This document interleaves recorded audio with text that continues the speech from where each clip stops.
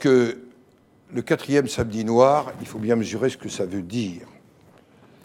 Ceux qui manifestent en revêtant le gilet jaune, pour beaucoup d'entre eux, ils sont venus de cette France d'à côté, qui avait le sentiment de ne pas être entendus, d'être parfois méprisés. Cette France que j'avais décrite il y a maintenant 3 ans. Et cette France-là, c'est celle que je ressens en allant sur le terrain. Elle habite le plus souvent dans des petites villes, des villes moyennes, dans les espaces ruraux, mais parfois dans des communes et parfois elle s'abandonne de à la métropole. Violence également, on l'a vu dans certaines manifestations. La violence Paris, est inacceptable.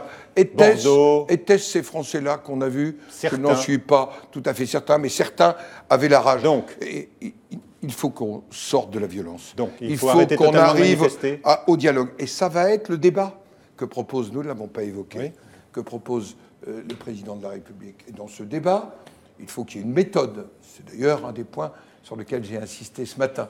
Il faut qu'il y ait une méthode. Comment, où, proche des territoires, avec qui?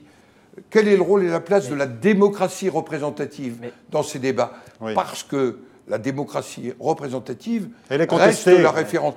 Vous l'avez entendu. Elle est contestée, mais je ne connais pas de démocratie qui n'ait pas une dimension représentative majeure. Elle est en danger aujourd'hui. Je pense qu'il faut y faire attention parce que naturellement, nous avons toutes les surenchères et nous avons des surenchères internes, voire externes.